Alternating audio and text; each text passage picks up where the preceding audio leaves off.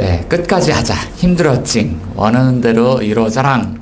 오늘 하루도 수고해용, 건강 챙겨용. 이거 이모티콘인데요. 이게 뭘까요?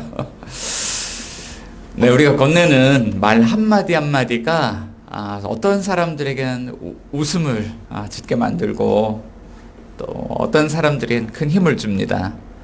저도 요즘 이렇게 집에 들어갈 때 제가 아주 힘을 얻는 말이 있는데요. 저희 아내가 한마디를 툭 던져요. 오늘도 수고했습니다. 그런데 저녁에 아내에게 그 말을 탁 듣고 나면 되게 피곤했는데 왠지 위로가 되고 하루를 뿌듯하게 잘 산 것 같고 그렇게 위로가 되기도 합니다. 자, 그런데 반대로 어떤 경우에는 말 한마디로 상대방의 가슴에 비수를 꽂을 때도 있죠. 그래서 한번 이런 생각을 해보는 거예요. 전능하신 하나님인데 하나님도 우리가 던지는 말 한마디에 가슴에 비수가 꽂힐까? 자, 오늘 본문 안에요. 굉장히 인격적인 하나님을 만나게 돼요. 나도 그렇다라고 말씀하시죠. 자, 2장 17절인데요. 우리 세 번역인데 이렇게 말씀합니다. 너희는 말로 나 주를 괴롭혔다. 그런데도 너희는 우리가 어떻게 주님을 괴롭게 드렸습니까? 하고 묻는다. 너희는 주님께서는 악한 일을 하는 사람도 모두 좋게 보신다. 주님께서 오히려 그런 사람들을 더 사랑하신다 하고 말하고 또 공의롭게 재판하시는 하나님이 어디에 계시는가 하고 말한다는 거예요. 자, 주님도요. 나도 괴롭다. 너희가 말로 나를 괴롭혔다. 나도 괴롭다. 나도 마음에 상처가 된다. 주님이 그렇게 말씀하시죠.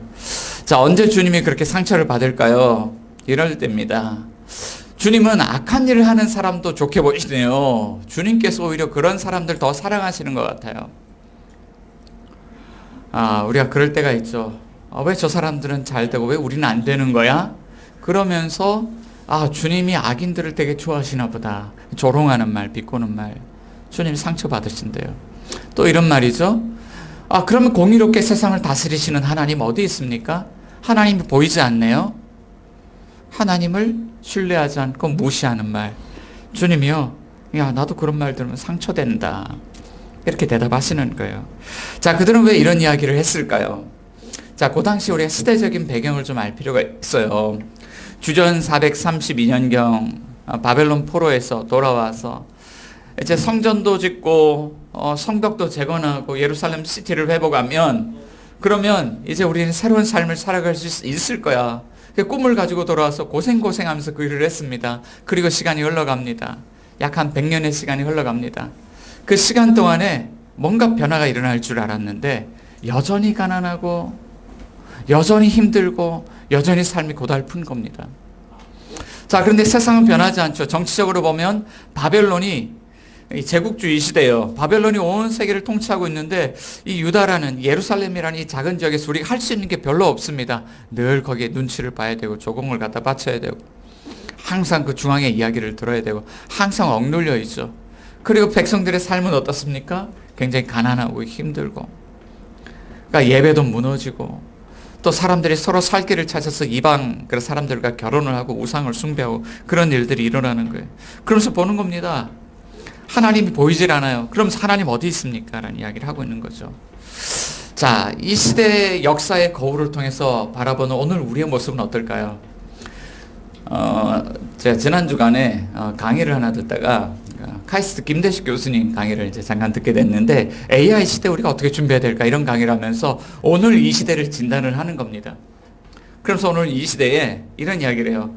학자들이 20세기 냉전 시대를 연구하는 게 아니라 지금 19세기 제국주의 시대를 엄청 연구한 그런 연구물들이 책으로 쏟아져 나오고 있다는 이야기를 합니다.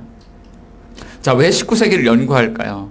이런 겁니다. 예를 들자면 지난주 미국에서 우리 정부에다가 관세 협상 끝났잖아요. 15% 한다 그랬잖아요. 다시 25% 올리겠다고 합니다. 자, 그리고 나서 그 이유를 한국 국회가 비협조적이라는 이야기를 합니다. 그 협상을 완전히 뒤집어요. 그리고 한 며칠 있다가 또 이 이야기가 나옵니다. 원전을 지어달라고 합니다. 새로운 것들을 요구하기 시작합니다. 그리고 쿠팡건도 다시 거기서 또 청문회를 하겠다라고 합니다. 한국 정부를 압박합니다. 자, 미국 정부가 약속한 거를 완전 뒤집어서 또 다시 약속을 하려고 하는 거예요. 왜 그럽니까? 자, 그 배경엔 이유가 있죠. 미국이 가지고 있는 강한 군사력, 경제력, 외교력, 힘을 바탕으로 압박을 가하는 겁니다. 그래서 세계 질서가 어떤 조약이라든지 법이라든지 이런 그런 법 정의에 의해서 세상이 이제 운영되어지는 것이 아니라 다시 그 국가가 가지고 있는 힘을 중심으로 힘의 질서가 재편되고 있는 것이죠. 그래서 우리가 알고 있는 정의는 왜곡되고 힘이 다시 정의가 되는 그런 제국주의 시대로 돌아가고 있는 겁니다. 자, 우리 교회 내부 사정은 어떨까요? 30, 40대 젊은이들이 교회를 떠나가고 있습니다. 그리고 교회 밖에 나가서 우리가 복음을 전하죠. 다시 교회로 돌아오세요. 그런데 교회를 떠나간 분들이 이렇게 이야기를 합니다. 왜 교회로 돌아가야 됩니까? 왜 도대체 교회 같은 데를 왜 가야 합니까? 자, 그동안 한국 교회가 성장하고 제도화되고 조직화되는 일에는 성공을 했습니다. 그런데 오늘 이 시대 교회를 보니까 정작 교회가 본질적으로 가져야 될 생명력, 그 생명력을 잃어버린 것이죠. 교회 안에 수직적인 문화가 들어왔지만 교회가 가져야 되는 생명력, 이런 것들이 사라진 겁니다. 자, 그러면서 우리는 묻는 겁니다. 교회 안팎에서 이제는 묻죠. 도대체 이 시대에 하나님이 존재하십니까? 정의롭게 세상을 다스리는 하나님은 어디에 계십니까? 라는 질문을 합니다. 자, 오늘 본문이 그 대답을 우리에게 들려주고 있습니다. 자, 하나님 오늘 우리에게 어떤 메시지를 들려주실까요? 자, 첫 번째, 우리 같이 한번 읽어봅니다. 시작. 약속된 주님의 날은 반드시 옵니다. 네, 약속된 주님의 날은 반드시 온다라고 하는 거예요. 자, 우리도 신앙생활을 하면서 가장 빈번하게 던지는 질문은 이것입니다. 자, 우리가 세상에서 방황하다 예수님을 만났고 이제 신앙생활을 하게 되었습니다. 자, 예수 믿으면 뭔가 삶이 달라지겠지. 그런데 우리의 삶에 계속해서 파도처럼 밀려오는 것들이 있죠. 왜 세상의 악과 고통의 문제가 우리에게 계속 밀려와서 우리는 거기에서 자유로울 수 없는가? 그래서 악인들은 잘 사는 것 같아요. 근데 우리 예수 믿는 사람들 잘 못 사는 것 같아요. 악인의 형통과 의인의 고난의 문제. 자, 일단 우리도 먹고 사는 게 힘들죠. 우리 아이들 이렇게 앉아 있는데 공부하는 것도 힘들어요. 그렇지 않나? 정말 공부하는 게 힘들어요. 또 착하게 살았지만 육신의 질병이 찾아옵니다. 나에게 왜 이런 일이 찾아오는지. 또 우리가 맞닥뜨린 세상에 호락호락하지 않습니다. 세상에 정말 악인들이 많아요. 왜 하나님 그들을 가만히 내버려 두실까? 자, 그런 이웃들과 함께 살아가는 게 힘들죠. 자, 우리는 이럴 때 질문합니다. 왜일까요? 왜입니까? 하나님은 어디에서 무엇을 하고 있는 걸까요? 왜 세상의 악한 문제들을 심판하지 않고 왜 세상 가운데 평화를 회복해 주시지 않나요? 자, 우리 이게 왜라는 질문을 하죠. 자, 이럴 때 하나님이 이렇게 대답하시는 거예요. 3장 1절을 같이 한번 읽어봅니다. 시작. 내가 나의 특사를 보내겠다. 그가 나의 갈 길을 닦을 것이다. 너희가 오랫동안 기다린 주가 문득 자기 궁궐에 이를 것이다. 너희가 오랫동안 기다린 그 언약의 특사가 이를 것이다. 남한군의 주가 말한다. 하나님이 보이지 않는 것 같지만 하나님께서 우리에게 주시는 대답은요. 그래, 내가 나의 특사를 보내겠다. 자, 특사는 이런 사람이죠. 하나님이 우리에게 주실 메시지를 들고 오는 사람, 전령 메신저입니다. 하나님의 권위를 가지고 하나님의 말씀을 우리에게 가져오신다. 특사를 보내겠다. 그런데 2명의 특사를 보냅니다. 첫 번째 특사는 그가 나의 갈 길을 닦을 것이다. 주의 오실 길, 왕의 길을 준비하는 그런 특사를 보내겠다라는 거야. 자, 그럼 그가 가져오는 메시지는 어떤 메시지인가? 자, 요 시대하고 딱 맞는 영화가 하나 있습니다. 2007년도에 잭 스나이더 감독이 만들었던 300이라는 영화인데, 제가 영화 포스터를 이렇게 보여드리고 나면 한 가지 우려되는 것이 이 연령대 볼 수 있는 영화가 아닌데 이 영화를 보려고 하는 우리 청소년들이 있는 것 같아요. 자, 20세 이하 관람 불가입니다. 자, 근데 이야기 줄거리는 제가 들려드릴게요. 이 영화의 그 시대적인 배경이 바벨론의 황제가 100만 대군을 이끌고 이 그리스 지역을 침공하는 겁니다. 다 이 세상을 평정하기 위해서 침공을 합니다. 자, 그럴 때 이 바벨론 황제가 자기 신하를 이 그리스 지역으로 파견을 합니다. 사신을 파견합니다. 그리고 그 왕들에게 이런 메시지를 전달하죠. 이제 바벨론의 왕이 100만 대군을 이끌고 오고 있습니다. 여러분 왕을 맞이하십시오. 그 앞에 엎드리십시오. 그러면 괜찮을 것이지만 만일 왕에게 맞선다 그러면 여러분들 살아남지 못할 겁니다. 자, 근데 멀리 있는 그리스 사람들은 좀 시간적 여유가 있습니다. 그런데 코앞에 맞닥뜨린 이 스파르타 왕은 시간이 없죠. 왕의 결단이 이겁니다. 우리는 항복해 본 적이 없다. 자, 그러니까 그 왕의 호위대 300명의 용사들을 이끌고 그 대군이 다가오는 그 협곡에서 이 100만 대군과 맞서 싸운다는 그런 이야기잖아요. 여기에 이제 이 사신단의 역할이 있습니다. 자, 왕의 대로를 준비한다는 것은 그들을 가로막고 있는 그런 나라들의 지도자들 찾아가서 항복하라는 메시지 전달하는 거죠. 자, 이제 이 하나님이 그런 사자, 그런 메신저를 먼저 보낸다. 그리고 두 번째 사자가 옵니다. 두 번째 사자를 보니까 그는 이스라엘 백성들이 오랫동안 기다렸던 주님이라는 그 왕이죠. 주님이 오십니다. 자, 근데 어떻게 오시냐면 문득 갑자기 오십니다. 그리고 자기의 궁궐에 이를 것이다. 개역개정 성경을 보면 자기의 성전에 오실 것이다. 그러니까 이 성전에서 하나님이 임재하셔서 이스라엘 백성들 다스리니까 그러니까 하나님 오신다는 이야기죠. 자, 그 주님이 자기 궁궐에 이를 것이다. 그래서 그가 오셔서 하는 그분의 특별한 그 사명이 있죠. 언약을 가지고 온다. 하나님의 언약의 메시지를 가지고 온다. 자, 이 언약은요, 옛 언약이 아니라 새 언약입니다. 새 언약을 가져옵니다. 자, 이미 이 백성들은요, 언약을 지키는 일에 실패했어요. 자, 그 언약의 저주를 받아서 그들은 갈기갈기 찢겨야 됩니다. 언약 맺을 때 동물이 찢어지는 것처럼 그들도 심판을 받아야 됩니다. 이스라엘 백성들 모두가 그렇게 받아야 됩니다. 자, 그런데 새로운 언약이 와요. 새로운 언약이 오는데 이런 언약이래요. 자, 여러 선지자들이 이 새 언약에 대한 이야기를 하는데 특별히 예레미야 선지자가 이렇게 이야기합니다. 자, 그때가 오면 내가 이스라엘 가문과 유다 가문의 새 언약을 세우겠다. 나 주의 말이다. 자, 이것은 내가 그들의 조상의 손을 붙잡고 이집트 땅에서 데리고 나오던 때에 세운 언약과는 다른 것이다. 내가 그들의 남편이 되었어도 그들은 나의 언약을 깨뜨려 버렸다. 나 주의 말이다. 그러나 그 시절이 지난 뒤에 내가 이스라엘 가문과 언약을 세울 것이니 나는 나의 율법을 그들의 가슴 속에 넣어주며 그들의 마음판에 새겨 기록하여 나는 그들의 하나님이 되고 그들은 나의 백성이 될 것이다. 나 주의 말이다. 내가 새 언약을 세우겠다는. 자, 이미 하나님이 이스라엘 백성들과 결혼을 했죠. 결혼을 해서 이제 언약을 이렇게 세웠는데 이스라엘 백성들이 배반했어요. 언약을 배반했어요. 언약을 저버렸어요. 그래서 남편이신 하나님과 관계가 다 깨어졌습니다. 자, 그 배경엔 우상 숭배가 있죠. 자, 그런데 하나님이 다시 언약을 세울 것인데 이번에 어떻게 하냐면 이 언약의 그 돌판, 두 돌판에 율법을 새겨주는 것이 아니라 사람들의 마음판에 그 율법을 넣어준다. 이게 어떤 이야기입니까? 율법이 우리 마음판에 기록이 되어 우리가 말씀과 하나가 되어 우리가 말씀이 되고 말씀이 우리가 되는 그런 놀라운 일이 일어나게 될 거다. 자, 하나님 그렇게 말씀하고 있죠. 자, 깨어질 수 없고 나누어질 수 없는 그런 언약이 회복될 거다. 새로운 왕이 오시면 그렇게 된다라는 거예요. 자, 그런데요, 이 당시 사람들은 이게 뭘까라고 생각을 했을 겁니다. 그런데 오랜 시간이 지나서 오늘 이 시대 교회에서 예배를 드리고 있는 오늘 우리는 이 사건이 어떤 사건인지 알아요. 마가복음 1장, 이게 마태, 마가, 누가복음에 다 나오는데 마가복음 1장 보면 이렇게 이야기합니다. 1장 2절에서 4절 같이 읽어볼게요. 예언자 이사야의 글에 기록하기를 보아라, 내가 내 심부름꾼을 너보다 앞서 보낸다. 그가 내 길을 닦을 것이다. 광야에서 외치는 이의 소리가 있다. 너희는 주님의 길을 예비하고 그의 길을 곧게 하여라 한 것과 같이 세례자 요한이 광야에 나타나서 죄를 용서받게 하는 회개의 세례를 선포하였다.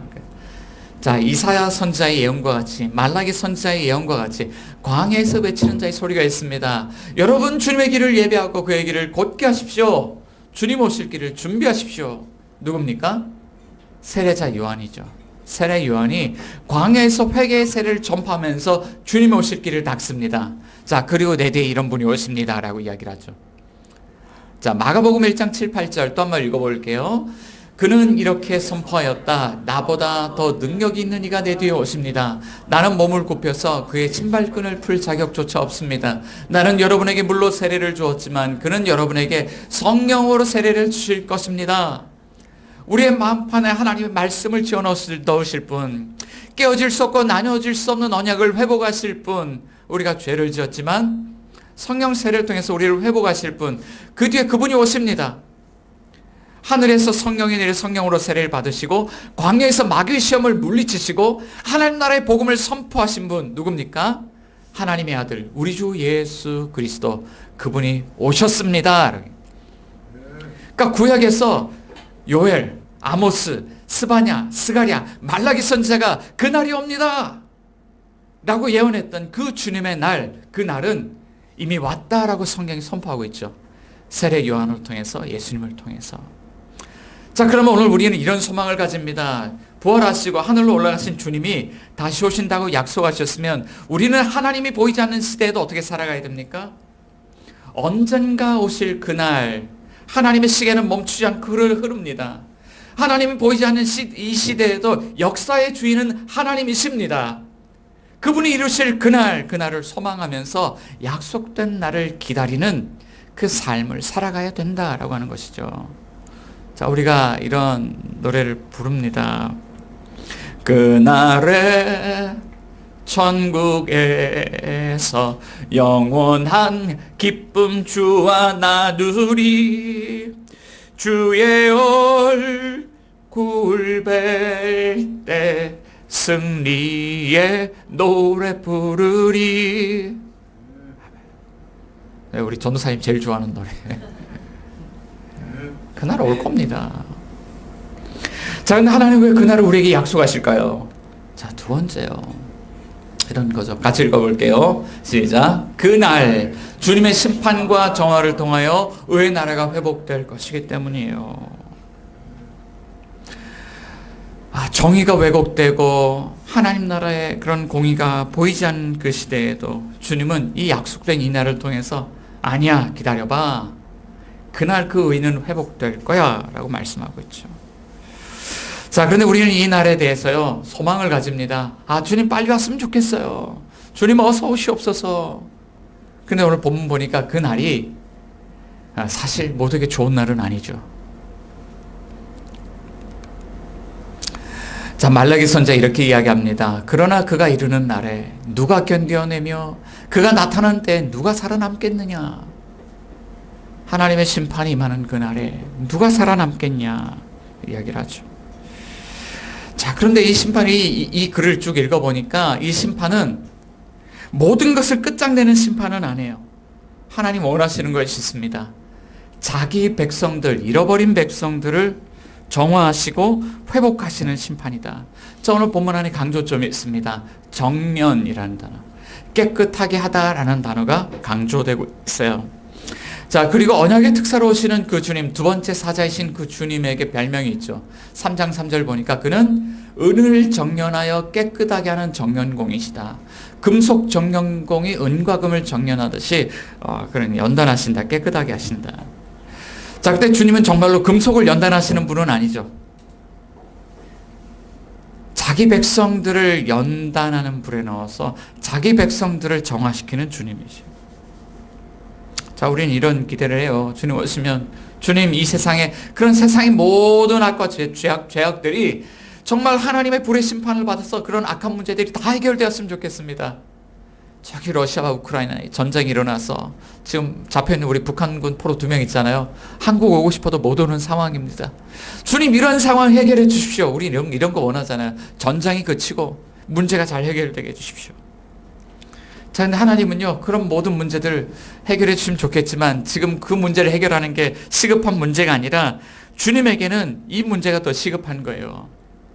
어떤 거냐면 주님이 금과 은을 연단하듯이 연단의 풀무에 사고자 하는 일들은 누구를 깨끗하게 합니까? 레위 자손을 깨끗하게 하겠다는 거예요. 우린 세상의 악의 문제로 고통받고 있는데 주님이 하시려는 일은 레위 자손을 깨끗하게 하겠다?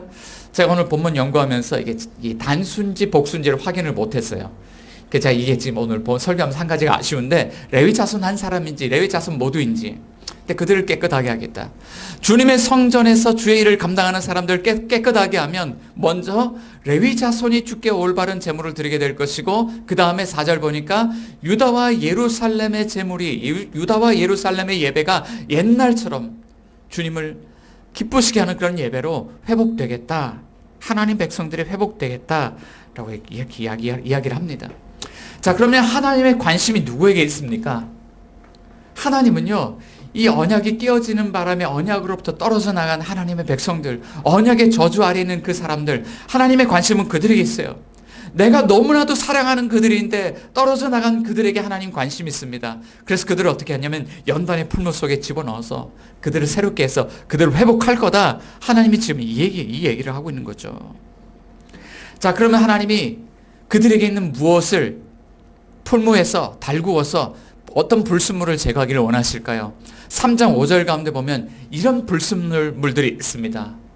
같이 읽어봅니다. 내가 너희를 심판하러 가겠다. 점치는 자와 간음하는 자와 거짓으로 행을 증언하는 자와 일꾼의 품삯을 떼어먹는 자와 과부와 고아를 억압하고 나그네를 학대하는 자와 나를 경외하지 않는 자들의 잘못을 증언하는 증인으로 기꺼이 나서겠다. 나 만군의 주가 말한다. 점치는 사람, 간음자, 거짓 증인, 악덕 기업인, 과부와 나그네 있지만 그들을 억압하고 학대하는 사람들, 이걸 갖다 다 묶어서 뭐라고 이야기하냐면 하나님을 경외하지 않는 사람들. 자, 점치는 사람들이 이제 이스라엘 백성들 가운데 우상 숭배 문화가 들어와서 이 무당과 영매 같은 사람들이 점을 쳐주는 거예요. 오늘날도 있죠. 여러분 들어보셨는지 모르겠어요. 예수점쟁이라고. 돈 받고 예언의 은사가 있다고 기도해주고 사람의 일들을 알려주는 그런 분들이 있죠. 이게 하나님 원하시는 일입니까? 그러니까 무당 일을 하는 거예요. 그러니까 점치는 사람이 귀신과 소통하는 것 같지만 사실은 이 백성들 가운데 백성들의 길을 어그러지게 하죠. 간음한 사람, 영적 간음이 일어납니다. 이방인들과 혼인하고 영적으로 우상을 같이 마음으로 숭배합니다. 또 거짓 증인, 나에게 도움이 된다 그러면 거짓말도 막 하는 사람들. 또 악덕 기업인, 기업을 하면서요, 사업을 하면서 이 함께 일하는 사람들 먹여 살릴 생각 안 하고 자기 배만 불리는 사람들. 이 소외된 이웃들을 억압하고 학대하는 사람들. 그러니까 이 공동체 안에서 어떤 일이 일어나고 있냐면 불의한 일들이 일어나고 있는 겁니다. 이것 때문에 사람들이 악인은 형통하고 의인들은 잘못 살아간다고 생각하는 겁니다. 이것 때문에 하나님이 보이지 않는다고 이야기를 하는 겁니다. 하나님을 조롱하고 무시하는 이 공동체 안에 있는 이 불의의 문제, 이 수평적인 사람들과의 관계 문제, 하나님이 이것부터 풀무불 속에 집어넣어서 불순물 정화하겠다라는 거죠. 그 다음에 하나님이 예배를 기뻐 받으시겠다라는 겁니다. 지난주에 2호선 그 상담소 프로그램에 제가 우리 권사님, 그 목사님 그거 보셨어요? 그래서 제가 봤는데 이런 사람이 나옵니다. 한 가정의 아내가 이렇게 소개가 됐는데 이분은 일주일에 5일 동안 교회 가서 밤낮으로 사는 분이에요. 너무너무 행복합니다. 그래 집에 와서는 청소를 안 합니다. 가사 일을 안 합니다. 결혼한 지 13년이 됐는데 청소를 해본 적이 없답니다. 5년 전에 냉장고에 넣어놨던 음식물이 그대로 나온다고 합니다. 그 남편이 너무 힘들어요. 이 사람은요, 아내를 정말 사랑합니다. 한 달에 1,000만 원씩 벌어서 막 갖다 주고 가정을 정말 지키려고 애를 씁니다. 근데 이 남편, 이 남자가 너무너무 고통스러운 거는 아내가 살림을 안 하니까 너무너무 죽겠는 거예요. 그래서 이 문제 좀 해결해 주세요. 자, 근데 이호선 교수님이 뭐라고 대답을 하냐면 이런 이야기입니다. 자, 나도 믿는 사람이지만 그렇게 살면 하나님이 기뻐하시겠습니까? 그 교회에서 그만하고 집에 가서 가족들 좀 챙기세요. 그게 대답이었어요. 자, 악덕 기업인이 직원들 월급 떼어먹고 하나님 앞에 나와서 11조 헌금 드리면 하나님이 기뻐하실까요? 자, 고아와 과부와 나그네를 억압하고 학대하면서 밖에 나가서 선교한다 그러면 하나님이 기뻐하실까요?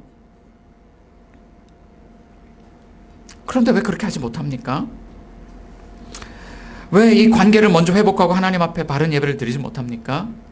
사람들 마음속에 이런 게 있는 거예요.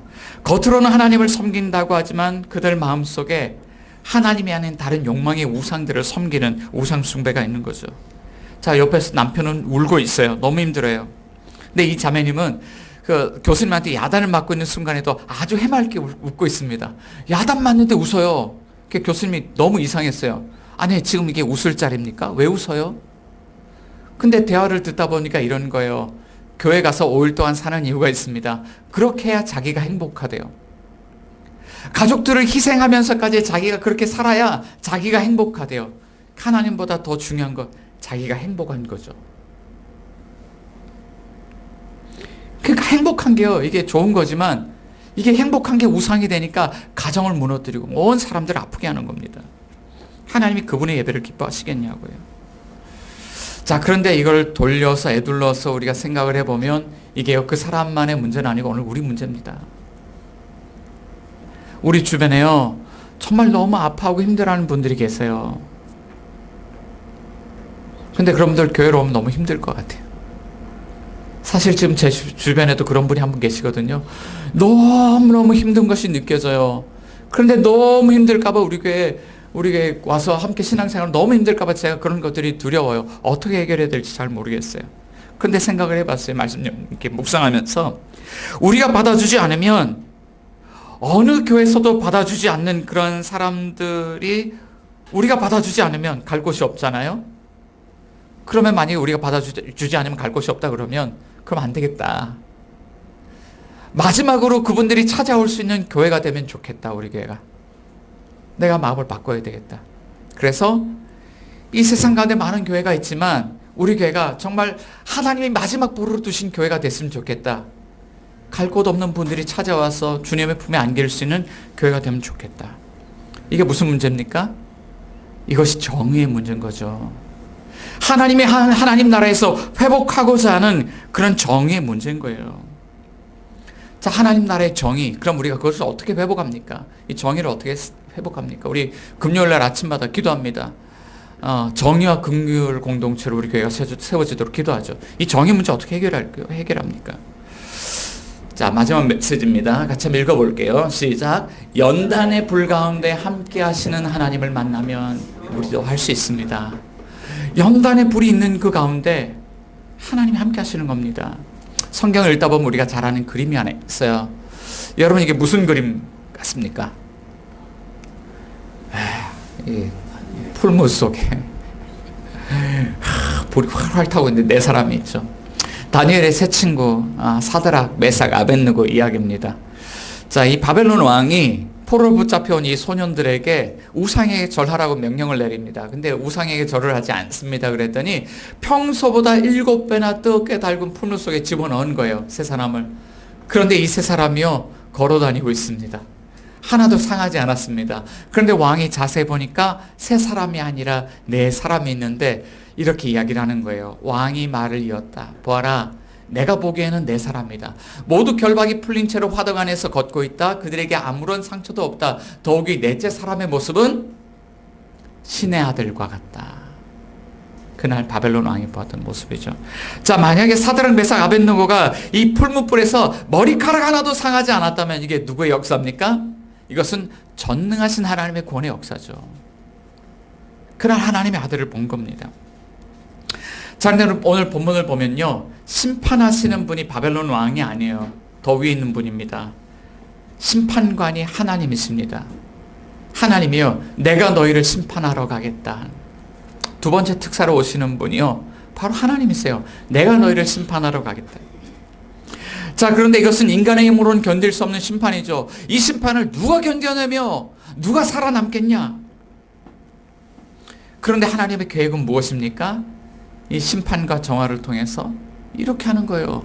나는 레위 자손을 깨끗하게 할 거야. 레위 자손이 깨끗하게 되면 그가 나 주에게 올바른 제물을 드리게 될 것이고 유다와 예루살렘의 그런 기쁨이 넘치는 예배가 회복될 거야. 그런데 생각해 볼게요.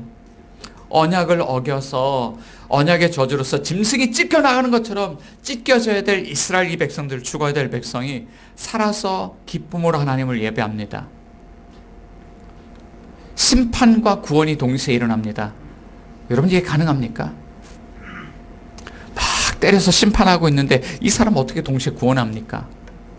이 심판과 구원이 동시에 일어난다는 것은 넌센스죠. 말이 안 되는 이야기입니다. 자, 그런데 한번 생각해 볼게요. 우리 삶을 보면 우리는 매일 이런 걸 경험하고 있습니다. 사실 죄인이고 하나님 앞에 찢어발겨 죽었어야 될 그 죄인이 우리 자신들이잖아요. 그런데 오늘 은혜로 살아요. 웃으면서 하나님을 예배해요. 예배 가운데 기쁨이 가득해요. 어떻게 이런 일이 일어난 거죠? 오늘 본문 안에 보면 놀랍게도 모두가 찢김을 당해야 되지만 찢김을 당하지 않아도 되는, 언약을 배반하지 않은 한 사람이 있습니다. 언약의 특사로 오신 주님, 인간 예수님, 한 사람이 있습니다. 자, 그는 언약의 특사로 오셨습니다. 언약을 배반한 이스라엘 백성들이 언약의 저주를 받아야 되지만, 그는 이 언약의 저주를 받아야 되는 이 사람들을 새 언약으로 하나님과 이 백성들과의 관계를 다시 맺어줘서 가장 아름다운 관계를 회복하신다는 거예요. 그런데 하나님의 특사로 오셨는데 그가 우리의 편에 서서 우리의 대표가 돼서 하나님이 기뻐 받으실 마지막 단 한 번의 제사를 드립니다. 그 이야기가 히브리서에 기록이 되어 있습니다. 자, 이사야서 42장 43장 2절 3절 가운데 보면 하나님이 하실 일은 이거예요. 너희가 물 가운데로 건너갈 때, 불 가운데 걸어갈 때 내가 너희와 함께 하겠다. 너희가 다치지 않을 거야. 죽지 않을 거야. 침몰하지 않을 거야. 왜? 나는 너의 하나님이기 때문에. 그런데 그 하나님이 이런 일을 어떻게 하냐면 이렇게 하신다는 거예요. 히브리서 7장 26절과 27절 같이 한번 읽어봅니다. 시작. 예수는 이러한 제사장으로 우리에게 적격이 있습니다.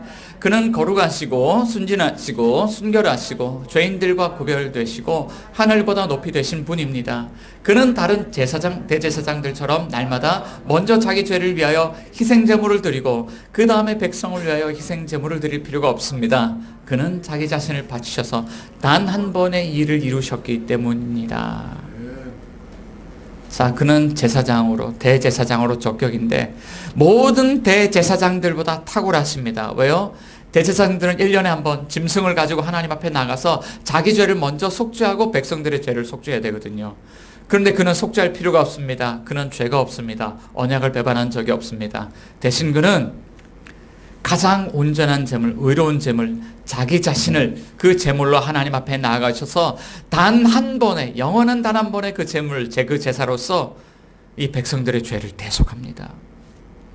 자기 몸을 불이 활활 타오른 주님의 제단 위에 올려놓습니다. 그리고 모든 백성의 죄를 다 태우십니다. 그 죄가 태워지는 것, 그것이 어딥니까? 골고다 언덕의 그 십자가. 우리 주님의 그 십자가, 그 십자가에서 주님이 우리의 죄를 다 태우신 것이죠. 자, 주님이 왜 그 일을 행하십니까? 그 일을 굳이 할 필요는 없었잖아요. 주님 혼자 사셔도 되잖아요. 세상 없애버리셔도 되잖아요. 왜 그렇게 하십니까? 주님이 원하시는 건요, 주님이 사랑하는 백성들이 이렇게 살기를 원하시는 거예요. 같이 읽어볼게요. 히브리서 13장 15절 16절 크게 한번 읽어봅니다. 시작. 그러니 우리는 예수로 말미암아 끊임없이 하나님께 찬미의 제사를 드립시다. 이것은 곧 그 이름을 고백하는 입술의 열매입니다. 선을 행함과 가진 것을 나눠주기를 소홀히 하지 마십시오. 하나님께서는 이런 제사를 기뻐하십니다. 예수로 말미암아 찬송 부르는 사람들 주님이 원하시는 거예요. 그들의 입술의 고백 속에 예수님의 이름이 항상 고백되어지는 사람들을 주님이 원하시는 거예요. 예배가 회복되면 우리가 회복됩니다. 왜요? 하나님이 기뻐하시는 그 기쁨이 우리 안에 충만하거든요. 나는 누가 뭐래도 아버지가 기뻐하시는 아들이잖아요. 나는 누가 뭐래도 하나님이 기뻐하시는 딸이잖아요. 세상에서 누가 무시를 한데도 우린 무시당하지 않습니다. 왜? 하나님 우리를 그렇게 기뻐하시거든요. 그런 기쁨이 충만할 때 뭘 할 수 있을까요?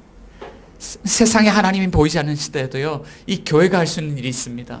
선을 행하며 가진 것을 나누며 이웃들을 섬기며 하나님의 사랑을 세상에 흘려보낼 수 있는 거죠.